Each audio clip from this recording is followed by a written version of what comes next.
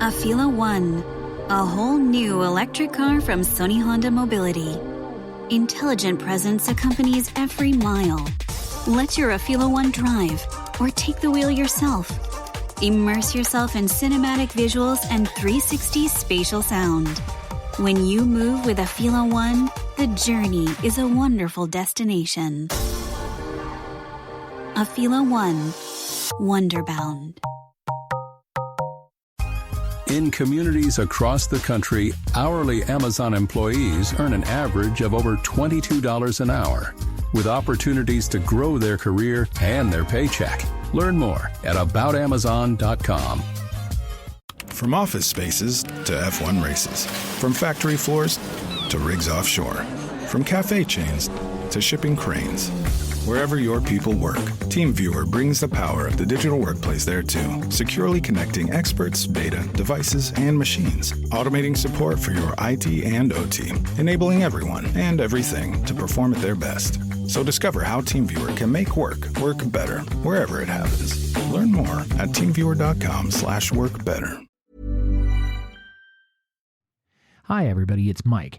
We're going to try something a little different for a few weeks here on Carefree Highway Revisited, in that we're going to break up the episodes into two parts. So the episode you're going to be hearing today will be part one of my interview with Gary Luck from Canberra, Australia. We'll be talking about Dreamland. And then next week, 1 week from now, you'll be hearing the second part of that interview. So we're going to try that for a couple of months. And if you like it, then please let me know. If you don't like it, please let me know that too. But I wanted to experiment with something after talking to a few people in my brain trust, and we'll see how it goes. Okay, on with the show. Thanks. The first guest of the evening is truly a poet. He's an artist. He is a friend and an inspiration to anyone who I think who has ever played the guitar or tried to write poetry. Would you please welcome Gordon Lightfoot?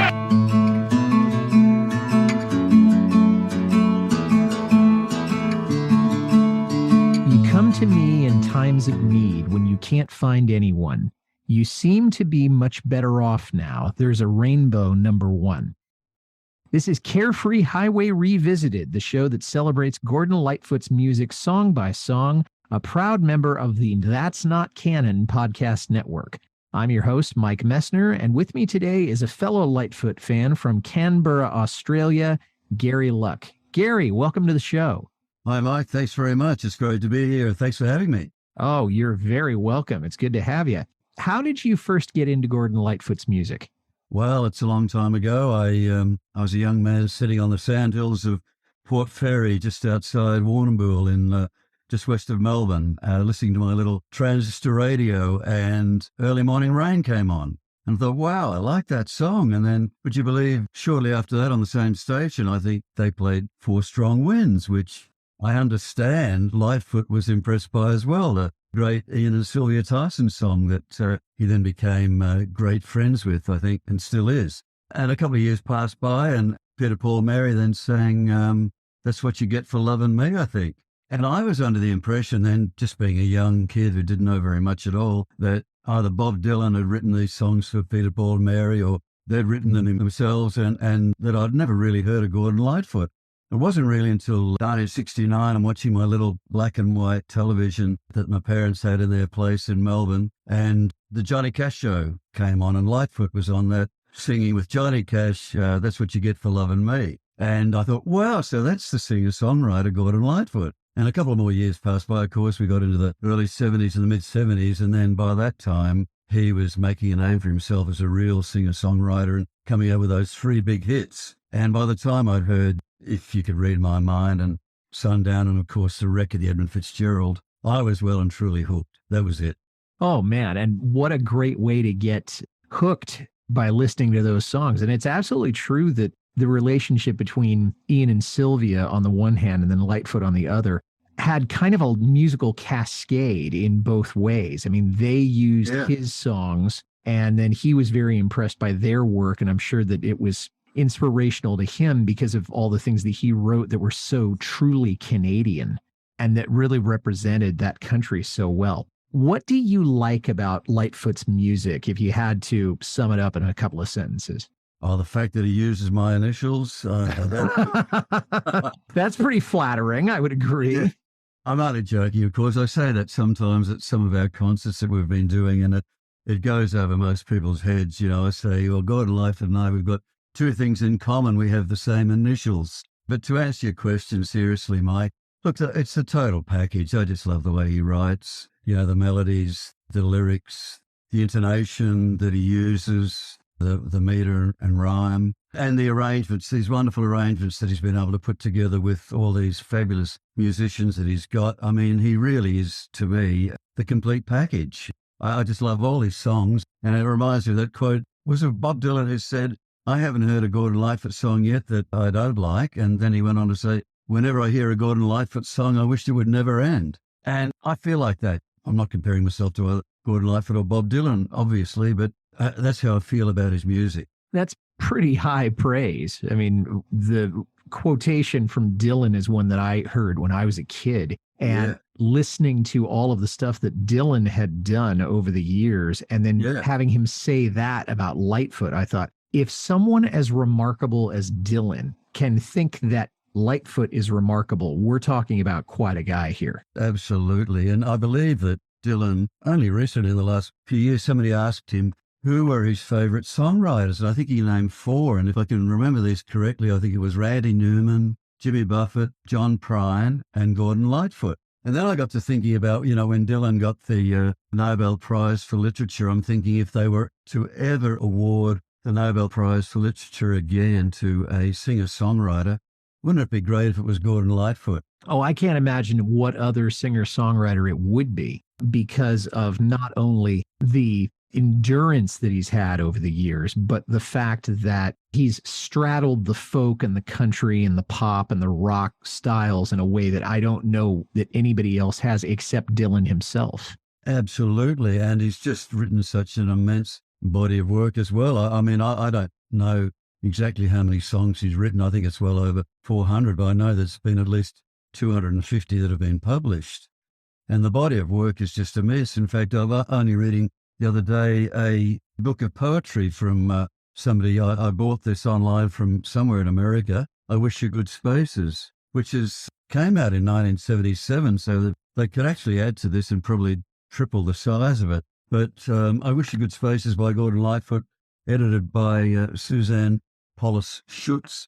I hope I pronounced the name correctly. And, it's just poetry. It's just they've taken what they thought were the best pieces from his songs at that time, and they've put them into this book, and they've called it a book of poetry. And it's just amazing. Well, I mean, I think maybe the greatest tribute is that the lyrics stand as poems. I mean, obviously, when you have the music added to them, you get a completely different synthesis and you get an entirely new, more beautiful creation. But if all he had done was just to write the lyrics, I mean, that would have been enough of an artistic impact. That's how good a writer he is. Absolutely. He has an amazing way with words. I find what I like about his writing so much is that he has this actual brevity of words, but he just nails it every time. But he also leaves space for the listener to sort of try and connect the dots and make up their own mind as to what he is really on about, what he's really saying. At first look, it might be seen quite obvious, and I guess we're going to go on to discuss this later on with Dreamland, but looking at all his songs and reading a lot of his lyrics now, he does leave room for the reader to go in various directions. He's unbelievably skilled in that he doesn't tell the whole story. I mean, he's not a storyteller in the sense that he gives the beginning, middle, and end. He is, I mean, to use another quotation from his lyrics, he's a painter passing through, meaning that he's giving you a picture and he's letting you make up what you want to of it, or make whatever conclusions you want with the work that he's doing. We'll be right back to our conversation with Gary Luck about Dreamland, but first a word from a podcast partner or two.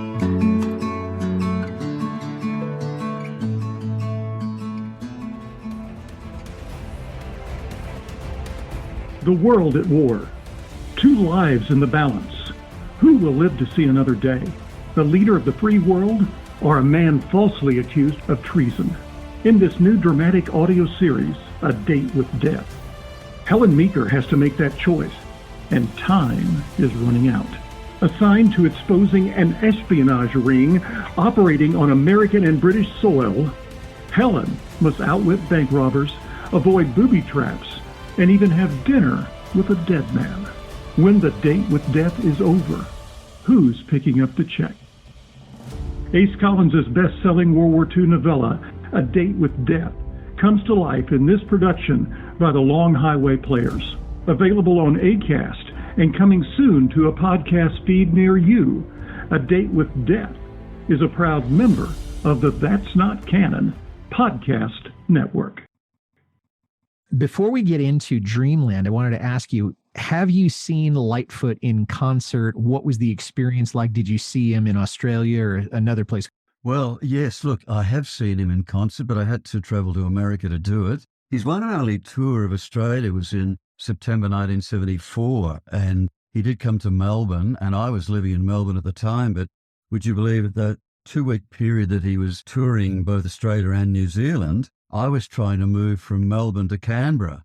I had another life and a different job altogether, and so I missed him, and I always deeply regretted that. So in 2001, I wrote to his management team, and I said, look, I'm coming across to America. I want to see a Gordon Lightfoot concert, and the concert we chose was one in Anaheim at Sun Theatre, just out of Anaheim. So my wife and I were going to make a bit of a holiday out of it. We're going to go to Disneyland and do all those sorts of things as well. And I said, but I'm not coming to the concert. This is what I said to Barry Harvey or to his agent in LA, I forget who it was, unless I can meet him after the show. I'm not going to travel all this way unless I can actually get to meet him. Sure. So they said, that'll be all right. A few weeks passed by, and they said, look, why don't you just turn up at the box office at 3:00 on the Saturday afternoon, and there'll be a little package there waiting for you. So I said to my wife, yeah, well, I'll believe this when it happens. and of course, we did. We'd been to Disneyland in the morning. We turned up 3:00 in the afternoon to Sun Theatre box office, and there was this package waiting for me, which was a VIP passes into the VIP room after the show. Yeah, we went to the show, and Sun Theatre was packed. I think it had a capacity of about 2,500, 3,000 people, all ages there, from teenagers right through to people in the 90s to lots of folks like me and my age at the time. And then after the show, we went into the VIP room, and about 10 past midnight, he came out, he talked to some of his minders and a few other people, nodded to some others, and then I think it was Rick Haynes, pointed him in my direction. And I couldn't believe it. My wife and I were on our own. We're standing about 30 metres away or 30 yards away, across the other side of the room, and he started to make a beeline for us. Wow. And I thought, my heart started pounding. My God, I'm going to meet Gordon Lightfoot. And would you believe, from about 5 yards out, he put out his hand, and I'll never forget this. He said, "Hi, I'm Gordon Lightfoot. I believe you want to speak with me." Yeah. Talk about a lack of pretense. I mean, that is just so great. I mean, I will probably never get that chance, but I can imagine. You said your heart stopped beating. I think mine would probably jump out of my chest if I had the chance to do that. Well, it was quite amazing. It was a really surreal experience, Mike. Sorry about your heart jumping out of your chest. I can remember when he said, "Hi, I'm Gordon Lightfoot. I believe you want to speak with me." I think my mouth went up and down in the same spot for about 20 seconds before anything came out. I was so nervous, I couldn't even remember my own name. And all he wanted to do, getting back to the tour in 74, all he wanted to do was talk about what a fabulous time he had in Australia during that tour. And all I wanted to do was to talk him into coming back down again. And he hasn't done that since. Well, I did talk him into it, but would you believe, a year later, he got very, very ill, as you know, with that aortic aneurysm that he had that nearly killed him and sidelined him for about 2.5 years. And apparently, on doctor's advice, they said that he really shouldn't undertake any really, really long trips for a long time. And you can't get much further away than Australia. So, unfortunately, it never happened. Well, okay, you made your pitch, but circumstances intervening. But that must have been an amazing show. And, I'm very glad you had a chance to experience that. It was an amazing show, and he was fantastic. But I've just got to add this little bit. I've got to say that I've never met such a more humble, gentle man. Would you believe It was about 10 past 12, 20 to 1 in the morning. He gave me 30 minutes of his time. This is after being on stage for 2 hours. Would you believe he apologized to me for having to leave to catch the tour bus to go down to San Diego that morning because he had another show on at Humphreys by the Bay later that day. And I couldn't believe, why is Gordon Lightfoot apologizing to me? He doesn't have to do that.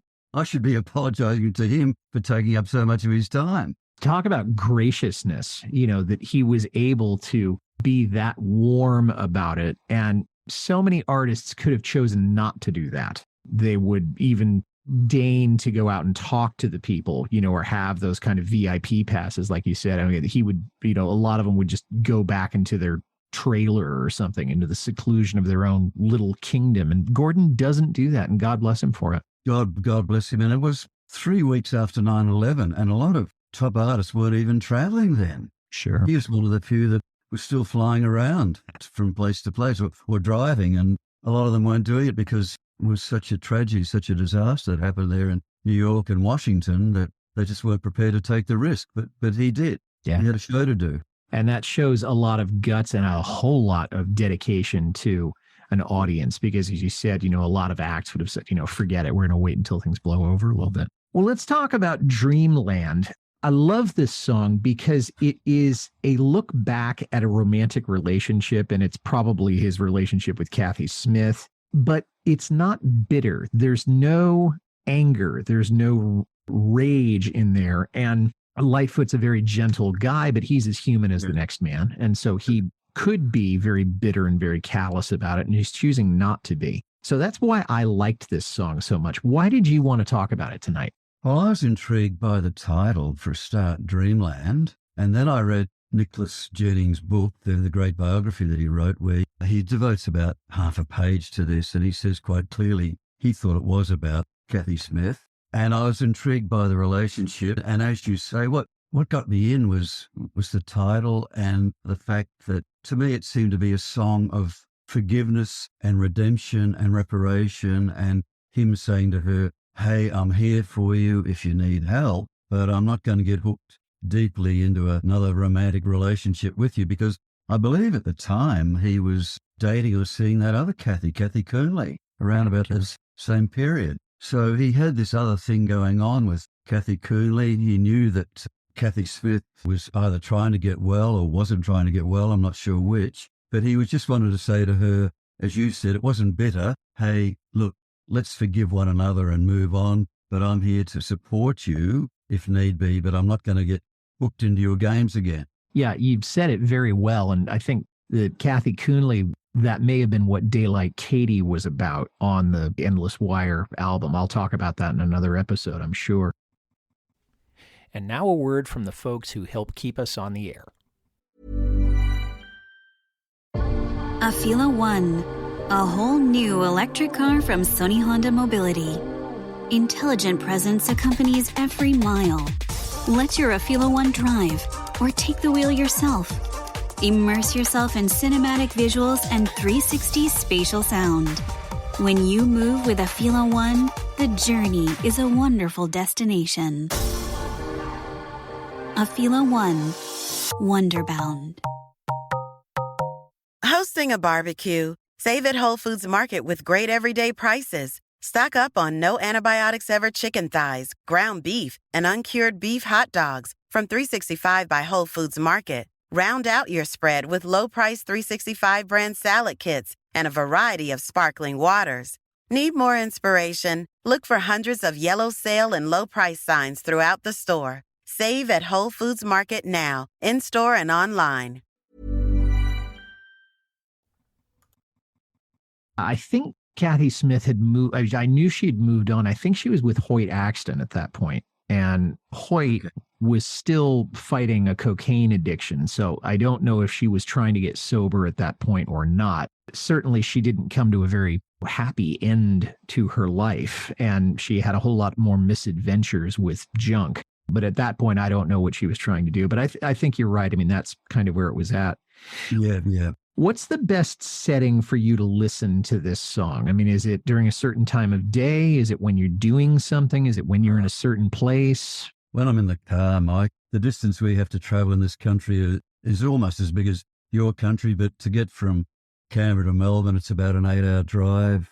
To get from Canberra to Sydney, it's only 3 hours, but I used to go down to Melbourne a lot to see my parents when they were still around, and I've still got 2 young brothers there, so I go down there a lot until I've got a 6-stack CD stacker in the car, and I'll just fill it up with Gordon Lightfoot albums, and that gets me all the way to Melbourne. And I'll play them as loud as I like when I'm on my own, and I'll play them all the way down, and I'll play them all the way back. And if I have to stop wherever for lunch or to get petrol or something, I think I'm going to be through all 6 albums. I've always got a few more that I can change over. So I'll hear about 8 Gordon Lightfoot albums. And the other time that I like to listen to him is very, very late at night when, we're in bed and my wife's trying to watch something on Netflix or whatever that I don't want to watch. I'll put the cans on, the noise cancelling headphones, and I'll just listen to Gordon Lightfoot. And that I find that such a serene and almost cathartic experience that I just sleep beautifully after that.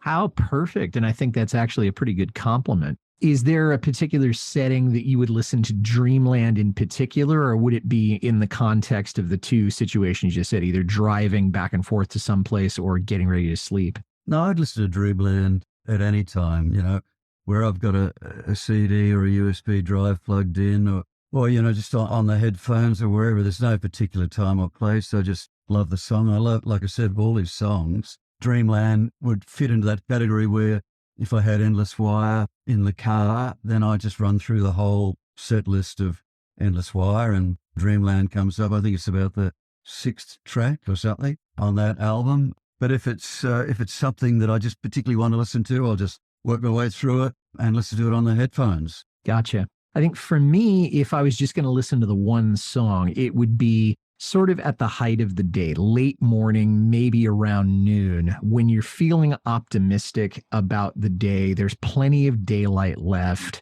Your energy is high, and there's still time to enjoy the day because the song is really about moving on, new beginnings, and not being caught up in the past, but respecting the past, I guess would be a way of saying it. Yeah, look, that's a nice way of saying it, and a nice time to do it.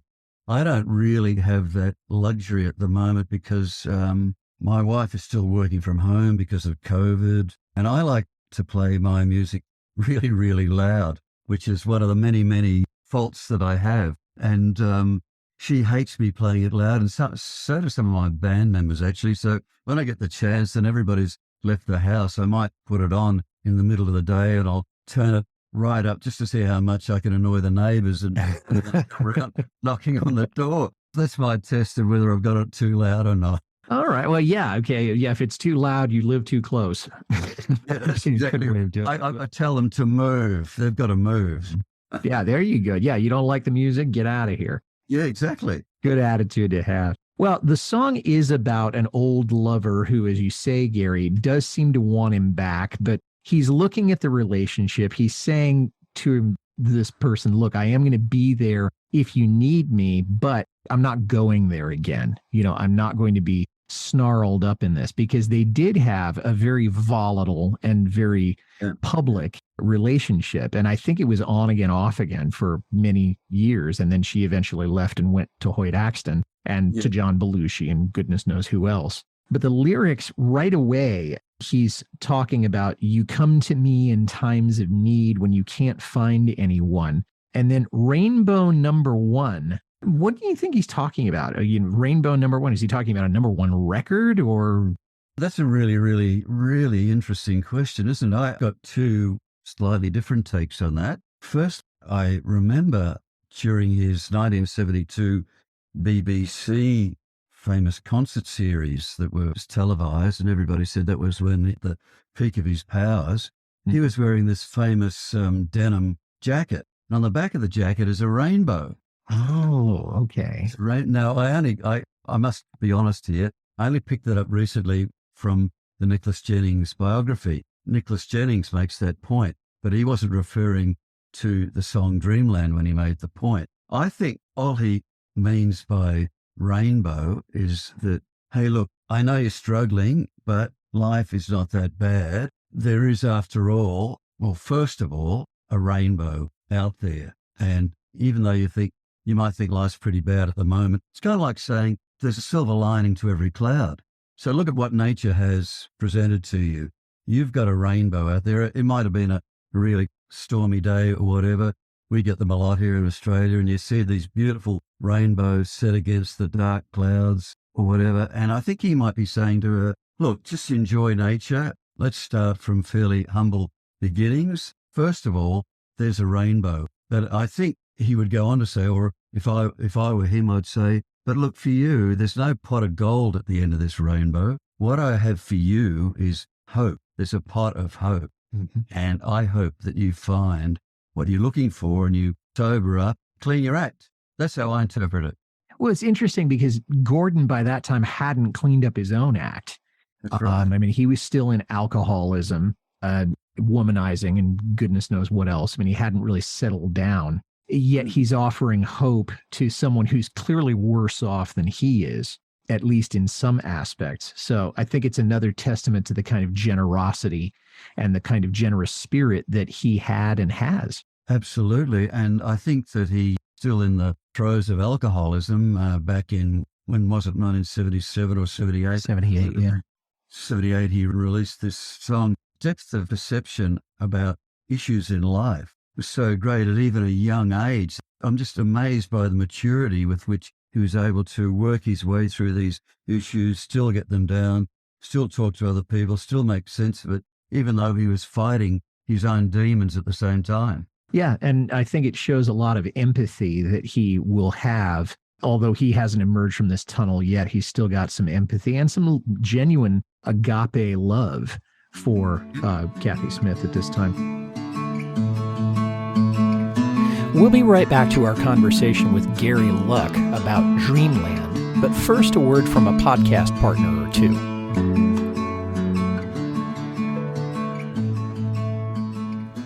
Stepping away from folk music for a second, I wanted to tell you about Newsly. It's an audio app for iOS and Android that picks up web articles about the most trending topics on the web at any given moment and reads them to you in a natural human voice. For the first time in the history of the internet, the web has become listenable. You can browse articles from topics you choose and start playing the narration right away. And they have podcasts as well, trending podcasts from over 40 countries, including, of course, Carefree Highway Revisited. Download and use Newsly for free now from www.newsly.me or from the link in the show notes, and use promo code CHR2022 to receive a 1-month free premium subscription. That's www.newsly.me. We can see life through the gutter then till it caused my heart to break. And seeing life through the gutter sounds like either you're drunk and you're lying in the gutter, or it's like the worst possible lifestyle that he's had. And then maybe he's talking about that he came from very humble beginnings, which he did. But seeing life through the gutter, is he talking about the gutter outside of a bar, or is he talking about his own background? I think he's using it as a metaphor for, yes, he said that experience, and she said that experience as well. And they must have seen some terrible things as they moved around various places. But I think he's using it as a metaphor for how difficult life can become and how hard it can become, hence his reference to toil, when you're down in the depths of some sort of addiction and you're seeing life through that addiction. Your whole view of life is kind of jaundiced by that addiction. And it's kind of like you might as well be down in the gutter trying to recover from alcoholism or from some drug overdose or something. And that's how hard life can become. Well, it may be also that they were addicted to each other for a time. And Bob Dylan, whom we've quoted already, once said one of the best quotations I've ever heard. He said, "You can't be wise and in love at the same time." And I believe it. And so the gutter being the throes of something you just can't get away from. You mentioned the idea of toil in Dreamland. Toil implies that it's this really hard, nitty-gritty work. And maybe the relationship was just too much work to keep it together, that there wasn't enough of a payoff in terms of love or security or support or any of the things that you're supposed to get out of a devoted relationship. He did say there's too much love to take. What do you think he means by that? Very mysterious line there. It is a very mysterious line, Mike, and I don't know. Too much love to take. You know, maybe she's just throwing all this stuff at him. As you said earlier, they had a very volatile, tempestuous affair. It went on for years and years and years. It was on again, off again, and maybe he just couldn't take it any longer. He wanted to say to her, I just can't take this any longer. Besides which, as we discussed earlier, he was having this, maybe in this other relationship with the other Kathy as well, or that was just beginning. And it was just so hard and too much toil in Dreamland, too much love to take. You know, I've got all the fans out there that they love me. You say you love me. Kathy Coonley says she loves me. I just really can't handle it. There's just too much going on. You know, I know from some people who have been addicted to various substances over the years that they all say that it's really, really hard work trying to maintain this charade that everything's fine, everything's okay, and you're dealing with drugs or you're dealing with alcoholism, but you're trying to pretend to people that I can still do my job and I can still maintain this relationship and everything is going to be fine, when in fact your whole world, certainly inside your head, is falling apart. Even if you can't feel it, you're trying to keep all the balls in the air when you've got an addiction to a substance or to a habit or to a person. Your ability to cope with all of that is going to deteriorate because it is just too stressful. But I like the idea of there's too much love vis-a-vis the idea that, okay, I got to deal with the love of the fans because they had huge expectations of him by this time. I mean, he'd done Summertime Dream. He'd done Cold on the Shoulder. He'd done Sundown. Yeah. Wow. Yeah. And, you know, this record, Endless Wire, is, a lot of music critics have said this is where the downward slide begins. And so maybe things were taking a toll on him for all of the work that he put into his music and trying to keep this muse going with this woman. I think you're absolutely right, Mike. I think that's a really great summary of where he was at that time in his life and in his relationship with these other women.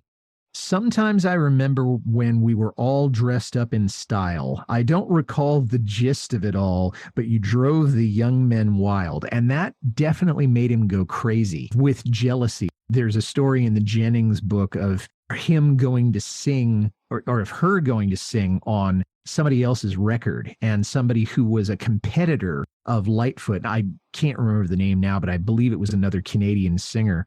And he finds out about it and just absolutely goes nuts and just saying, how could you do this? You know, you're working for the competition. This is treachery and all those kinds of things. And it shows that Gordon was very jealous, or could be very jealous. And after all, isn't that what Sundown was all about? I can see her lying back in her satin dress and all that. Look, I believe it was. And he was very, very, very jealous. We know that. I mean, Jennings says that. I mean, he says that himself. He admits to being very, very jealous. He admits that he was drinking a lot of the time. He admits that he was attracted to other women. He said, I think he had a very, very profound interest in the opposite sex. When he says that, I don't recall the gist of it all. I mean, right up front, he says, look, we had some good times together. I remember when we were all dressed up in style. He remembers that, the good times. So he acknowledges that. But then he says, I don't recall the gist of it all. And I've got to say, I think gist is one of my favourite words. You never hear it much these days, Mike. And I think Gordon Lightfoot is the only guy I've ever heard use that word in a song. And I think he's actually used it twice in two different songs. I forget what the other one is, but I think gist is just such a fantastic word. And to put that in a song is just great. But then you drove the young men wild. We know that Kathy Smith was a notorious flirt. She'd probably do anything if she was high or drunk or whatever. And understand that the crux of Sundown happened when she came home late one night. She'd been out partying and drinking with the boys, whoever the boys were. Yeah. And he'd been trying to write this song and he'd been drinking and he was as jealous as hell, wondering where she'd been. And they had a bit of a fight. Mm-hmm. And that was kind of the end of the relationship at that point. And he took himself, as I understand it, out into the Canadian countryside to try and finish this album, and he witnessed all these magnificent sunsets. So that kind of led to Sundown. because he was seeing all these magnificent sunsets. And maybe, I don't know, he witnessed something similar when he was writing Dreamland, getting back to the topic. As he was writing, maybe there was this rainbow. I don't know. Oh, I hadn't thought of that. That, he saw the rainbow as he's going out on one of his canoeing trips that he used to do to go and clear his head. So I hadn't thought of that. That's a good observation. You could wrap me around your finger till it caused my heart to break. Again, it comes back to what man in love hasn't been manipulated in some way by the woman of his affections. And she may not have done it deliberately, but she has a power over him when he's in love with her that she may not know, but it's an enormous grip and an enormous grasp that she has on him. Oh, definitely. And, getting back to that quote that you mentioned from Dylan earlier, I think that's rather pertinent in here. And he what's the other one? I mean, the simple one is sort of love is blind, isn't it? So he was kind of caught up in this vortex of her charm, but she was very, very manipulative, like I think most addicts are. They'll do whatever they need to do to get their next hit. They'll say whatever they need to say to get their next drink or whatever. And she was manipulating him. And he just eventually came around to realizing that, thinking and saying, well, look, I know what you're doing here. I'm not going to get sucked in again. It's all over. I still love you. I still respect you. I still care for you. I hope you get well, but it's time to move on. And the way that I think he gives this away, and I don't even know if this was conscious while he was writing it, but he's still speaking in the past tense when he gets around to the tagline, there was too much love in Dreamland, or there was too much toil in Dreamland. Not there is, because that seems like it might be leaving the door open for something else to happen. He's realizing he's not going back across that bridge. That bridge is burned. Yeah, absolutely. No, great point, Mike. We'll be back next week with the rest of our interview with Gary Luck about Dreamland from the Endless Wire album. Until then, this is Mike Messner reminding you, run for the roses, but don't forget to stop and smell them. We'll see you next time.